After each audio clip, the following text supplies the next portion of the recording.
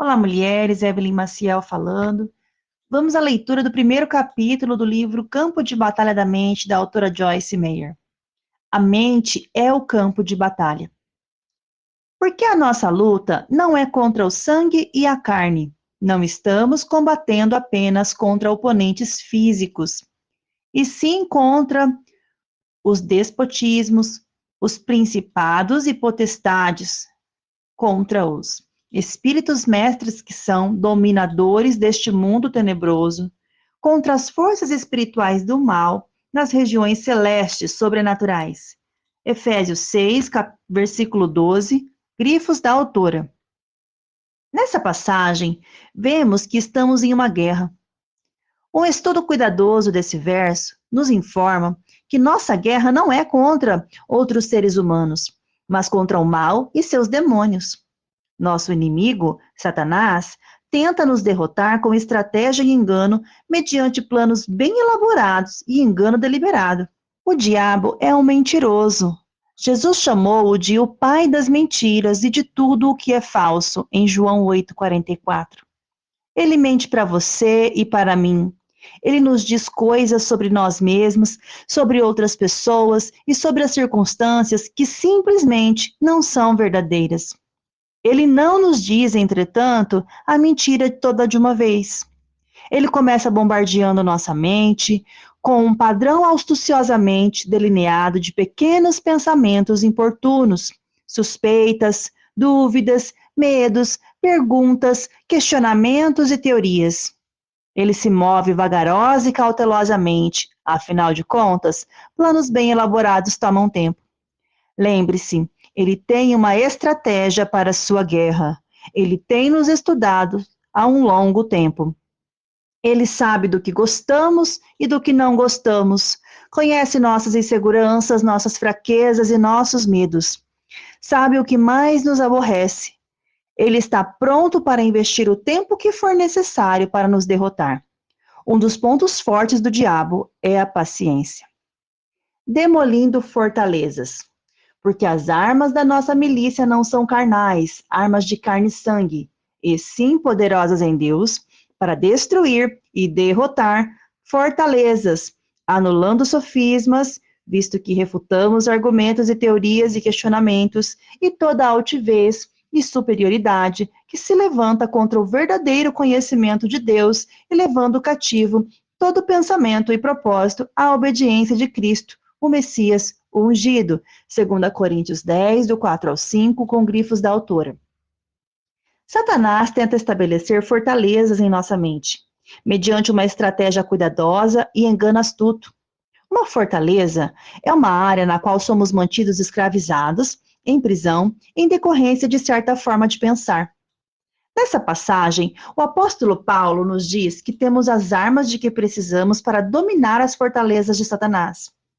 Aprenderemos mais sobre essas armas mais tarde, mas agora note que estamos mais uma vez engajados em uma guerra, a guerra espiritual. O verso 5 nos mostra claramente o local de batalha na qual essa guerra é travada. A tradução desse versículo na Amplified Bible, Bíblia Amplificada, diz que devemos tomar essas armas e refutar os argumentos. O diabo argumenta conosco, oferece-nos teorias e questionamentos. Toda essa atividade se passa na mente. A mente é o campo de batalha. Resumo da situação. Portanto, até aqui vimos que estamos engajados em uma guerra. Nosso inimigo é Satanás. A mente é o campo de batalha. O diabo trabalha diligentemente para estabelecer fortalezas em nossa mente. Ele faz isso mediante estratégia e engano, planos bem elaborados e engano astuto. Ele não está com pressa, desenvolve o seu plano com o tempo. Vamos examinar o seu plano mais claramente por meio de uma parábola. O lado de Maria. Maria e seu marido, João, não estão desfrutando de um casamento feliz. Há discórdia entre eles o tempo todo. Ambos estão irritados, amargos e ressentidos. Eles têm 2 filhos que estão sendo afetados pelos problemas em casa. A discórdia está transparecendo nos trabalhos escolares e no comportamento deles, Uma das crianças está tendo problemas de estômago causado pelos nervos. O problema de Maria é que ela não sabe como deixar João ser o cabeça da família. Ela é mandona, quer tomar todas as decisões, administrar as finanças e a disciplina das crianças. Ela quer trabalhar, pois assim terá o seu próprio dinheiro. Ela é independente, barulhenta, exigente e resmungona. A esta altura, você deve estar pensando: eu tenho a resposta para ela. Ela precisa conhecer Jesus. Ela o conhece. Maria recebeu Jesus como seu Salvador há 5 anos, 3 anos depois que ela e João haviam se casado. Você quer dizer que não houve uma mudança em Maria desde que ela recebeu Jesus como seu Salvador? Sim, houve uma mudança. Ela acredita que vai para o céu, mesmo que seu mau comportamento a faça sentir-se em constante condenação. Agora ela tem esperança. Antes de encontrar Jesus, ela era infeliz e desesperançada. Agora é só infeliz. Maria sabe que a sua atitude está errada. Ela quer mudar. Ela tem sido aconselhada por 2 pessoas e pede, em quase cada frase das suas orações, vitória sobre a ira, a rebeldia, a falta de perdão, o ressentimento e a amargura. Por que não temos visto mais progresso? A resposta encontra-se em Romanos 12:2.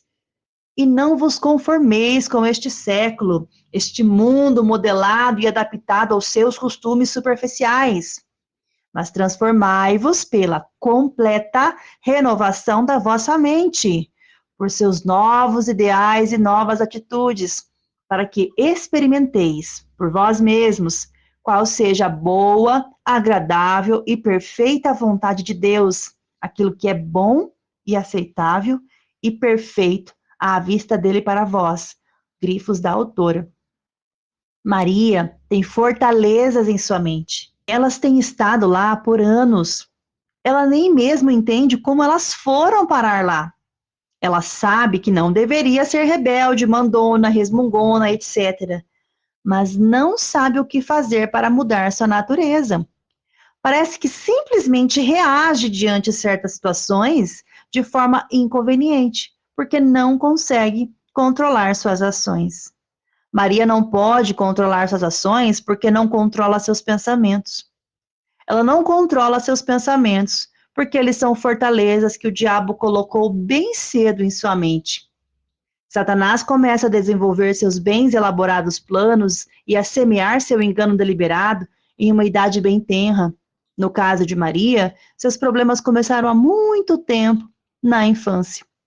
Na infância, Maria tinha um pai extremamente dominador, que frequentemente a espancava apenas porque estava de mau humor. Se ela fizesse um movimento errado, ele descarregava sua ira nela. Por anos, ela sofreu sem nenhum auxílio, enquanto seu pai a maltratava, bem como sua mãe. Ele era desrespeitoso de todas as maneiras para com a sua esposa e sua filha. O irmão de Maria, entretanto, era perfeito. Parecia que era favorecido apenas porque era um menino. Aos 16 anos, Maria tinha, por muitos anos, sofrido lavagem cerebral de Satanás, que lhe tinha contado mentiras, mais ou menos assim: os homens realmente pensam que são alguma coisa. Eles são todos iguais. Você não pode confiar neles. Eles a machucarão e tirarão vantagem de você. Se você é um homem, está com a vida feita, pode fazer qualquer coisa que quiser, pode dar ordens às pessoas à sua volta, ser mandão, tratar as pessoas da maneira que lhe agrada, e ninguém, especialmente esposas e filhas, podem fazer qualquer coisa a respeito. Consequentemente, a mente de Maria estava resolvida. Quando eu for embora daqui, ninguém jamais me dará ordens outra vez. Satanás já estava promovendo a guerra no campo de batalha de sua mente. Repita esses pensamentos vezes e vezes em sua cabeça, umas 100.000 vezes ou mais em um período de 10 anos, e veja se está pronta para se casar e se transformar em uma esposa doce, submissa, adorável. Mesmo que o queira, por algum milagre, você não saberá como. Esse é o tipo de confusão na qual Maria se encontra hoje. O que ela pode fazer? O que pode qualquer um de nós fazer em tal situação? As armas da palavra. Se vós permanecerdes na minha palavra, se vos agarrardes com força aos meus ensinamentos e viverdes de acordo com eles, sois verdadeiramente meus discípulos, e conhecereis a verdade, e a verdade vos libertará. João 8, 31, 32, com grifos da autora. Aqui Jesus nos diz como devemos ganhar a vitória sobre as mentiras de Satanás. Nós devemos ter o conhecimento da verdade de Deus em nós, renovar nossa mente com sua palavra e então usar as armas de 2 Coríntios 10, do 4 ao 5, para destruir fortalezas e toda altivez e superioridade que se levantam contra o conhecimento de Deus. Essas armas consistem na palavra recebida por meio da pregação, ensino, livros, gravações, seminários e estudo individual da Bíblia. Mas nós devemos habitar, continuar na palavra até que ela se torne revelação dada pela inspiração do Espírito Santo. É importante continuar. Em Marcos 4, 24, Jesus diz: com a medida de reflexão e estudo com que tiverdes medido a verdade que ouvis, vos medirão também. Será a medida de virtude e conhecimento com que vos medirão, e ainda se vos acrescentará. Grifos da autora. Repito, devemos continuar usando a arma da palavra. As duas outras armas à nossa disposição são o louvor e a oração. O louvor derrota o mal mais rapidamente do que qualquer outro plano de batalha, mas deve ser louvor genuíno do coração, não apenas louvor dos lábios ou um método tentado para ver se funciona. Também, ambos, louvor e oração, envolvem a palavra. Louvamos a Deus de acordo com a sua palavra e a sua bondade. A oração é um relacionamento com Deus. É vir e pedir ajuda a Deus ou falar com Ele sobre alguma coisa que nos preocupa. Se você quer ter uma vida efetiva de oração, desenvolva um bom relacionamento pessoal com o Pai. Saiba que Jesus o ama, que Ele é cheio de misericórdia, que Ele o ajudará.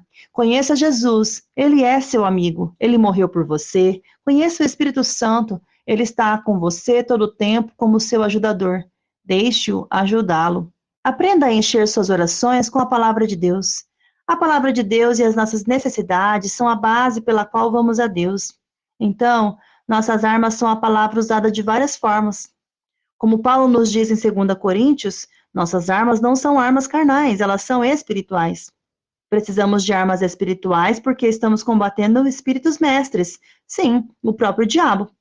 Mesmo Jesus usou a arma da palavra no deserto para derrotar o mal, Lucas 4, do 1 ao 13.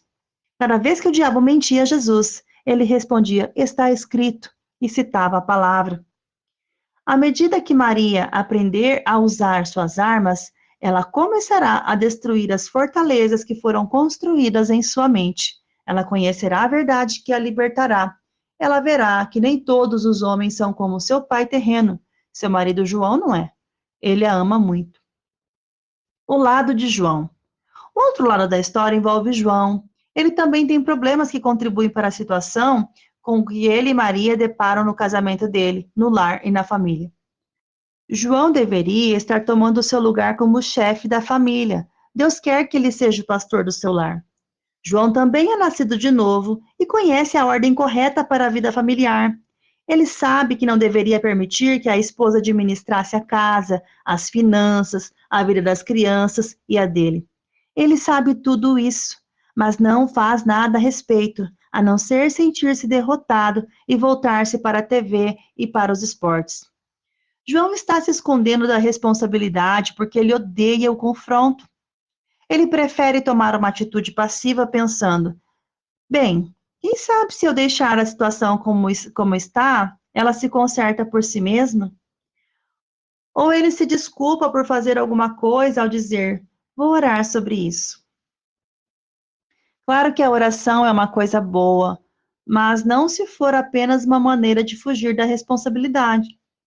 Vou esclarecer o que quero dizer quando digo que João deveria assumir a posição que lhe foi dada por Deus em seu lar. Não quero dizer que ele deveria vir como o senhor macho, discursando e gritando sobre sua autoridade. Efésios 5:25 ensina que um homem deveria amar sua esposa como Cristo amou a igreja. João precisa assumir sua responsabilidade, pois com a responsabilidade vem a autoridade. Ele deveria ser firme com sua esposa, amoroso, mas firme. Ele deveria assegurar a Maria que, embora ela tenha sido ferida quando criança, à medida que se entregar a Deus, tendo fé nele, ela irá acreditar que nem todos os homens são como o pai era.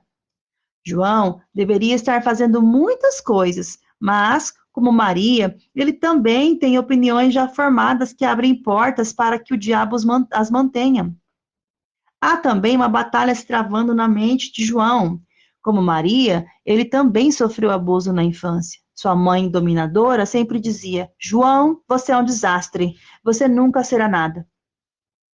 João tentou muito agradar à sua mãe, porque ele ansiava por sua aprovação, como todas as crianças. Mas quanto mais tentava, mais erros ele cometia. Ele era desastrado, então sua mãe lhe dizia todo o tempo quão desajeitado ele era. Claro, ele derrubava as coisas porque estava tentando de tal forma agradar que isso o deixava nervoso, e assim ele frustrava seu propósito. Ele também experimentou algum tipo de rejeição por parte das crianças de quem desejava ser amigo. Esse tipo de coisa acontece conosco em alguma altura da nossa vida, mas isso arrasava João, porque ele já se sentia rejeitado por sua mãe. E ainda havia uma garota de quem ele realmente gostara no início do seu curso colegial, que o trocou por outro garoto.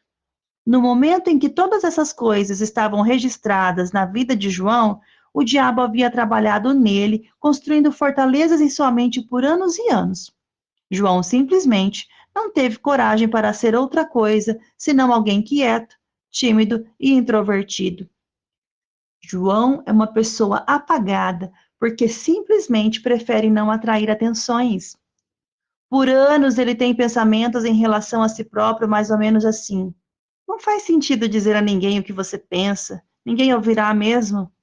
Se você quer que as pessoas o aceitem, precisa apenas concordar com o que quer que elas queiram. As poucas vezes em que ele tentou dar sua opinião sobre um assunto, pareceu-lhe que sempre acabava perdendo. Então, finalmente, decidiu que o confronto não valia a pena. Eu vou perder de qualquer forma no final? Ele raciocinava. Então, por que começar qualquer coisa? Qual é a resposta? O Espírito do Senhor está sobre mim, pelo que o ungido, o Messias, me ungiu para evangelizar, pregar boas novas aos pobres.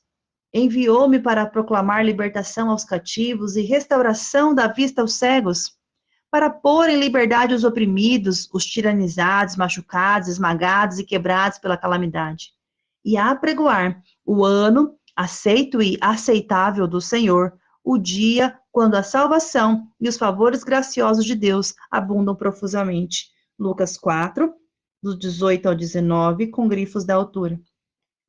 Com os problemas conflitantes de João e Maria, não é muito difícil imaginar como é o lar deles. Lembre-se que eu disse que havia muita discórdia nele. Discórdia nem sempre é guerra. Muitas vezes a discórdia é uma propensão oculta de ira no lar que todos sabem que está lá, mas ninguém trata dela. A atmosfera no lar é terrível e o diabo ama isso. O que acontecerá a João e Maria, bem como aos seus filhos? Eles conseguirão? Eles são cristãos. Seria uma vergonha ver o casamento fracassado e a família arruinada. Entretanto, isso é da conta deles. João 8, 31 ao 32 será a passagem bíblica chave na decisão deles. Se eles continuarem a estudar a palavra de Deus, conhecerão a verdade e, agindo na verdade, ela os tornará livres. Mas eles devem encarar a verdade sobre eles mesmos, sobre o passado deles, à medida que Deus a revela a eles. A verdade é sempre revelada por meio da palavra, mas, tristemente, as pessoas nem sempre a aceitam. É um penoso processo encarar nossas falhas e lidar com elas. De forma geral, as pessoas justificam o mau comportamento. Elas permitem que o seu passado e o modo como elas foram criadas lhes afetem negativamente o resto da vida. Nosso passado pode explicar por que nós estamos sofrendo, mas não devemos usá-lo como desculpa para permanecermos escravos dele. Ninguém tem desculpa, porque Jesus está sempre pronto a cumprir sua promessa de libertar os cativos. Ele nos conduzirá à linha de chegada da vitória em qualquer área, se estivermos prontos para caminhar toda a estrada com ele. A saída. Não sobreveio, não tomou conta de vós, tentação, nenhuma provação que incite o pecado, seja como for que tenha vindo ou para onde leve, que não fosse humana, isto é, nenhuma tentação ou provação veio a vós que estivesse além da resistência humana e que não fosse ajustada e adaptada e que não pertencesse à experiência humana, de tal forma que um homem pudesse suportar. Mas Deus é fiel à sua palavra e à sua natureza misericordiosa e não permitirá que sejais tentados e provados além das vossas forças, habilidade e força de resistência e poder para resistir. Pelo contrário, juntamente com a tentação, sempre vos proverá livramento, uma forma de escapar para um lugar de pouso, de sorte que sejais capazes e fortes e poderosos para que a possais suportar. 1 Coríntios 10, 13, com grifos da autora. Espero que você veja nesse exemplo de parábola como Satanás toma nossas circunstâncias e constrói fortalezas em nossa vida, como ele trava a guerra no campo de batalha da mente. Mas graças a Deus, nós temos armas para destruir as fortalezas. Deus não nos abandona e nem nos deixa desamparados. A primeira carta aos Coríntios 10, 13 nos promete que Deus não permitirá que sejamos tentados além do que nós podemos suportar, mas com cada tentação, Ele também providenciará a saída, o escape. Qualquer um de nós pode ser Maria ou João. Estou certa de que a maioria de nós, de alguma forma, se identifica com o cenário. Seus problemas são internos, em seus pensamentos e em suas atitudes. Seu comportamento externo é apenas um resultado de sua vida interior. Satanás sabe bem que se ele puder controlar nossos pensamentos, ele poderá controlar nossas ações. Você pode ter algumas importantes fortalezas em sua vida que precisam ser quebradas. Deixe-me encorajá-lo dizendo: Deus está do seu lado. Há uma guerra se desenrolando e sua mente é o campo de batalha. Mas a boa notícia é que Deus está lutando do seu lado. Assim, nós finalizamos a leitura deste primeiro capítulo, um capítulo esclarecedor, que possamos analisar como têm sido os nossos pensamentos e se nós estamos tendo a nossa mente controlada pelo inimigo, produzindo resultados que não agradam a nós mesmos, não agradam os nossos próximos, o nosso cônjuge, os nossos filhos, e que Deus nos ajude a refletir e buscar um lugar nele de mudança. Em nome de Jesus. Deus te abençoe. Até o próximo capítulo.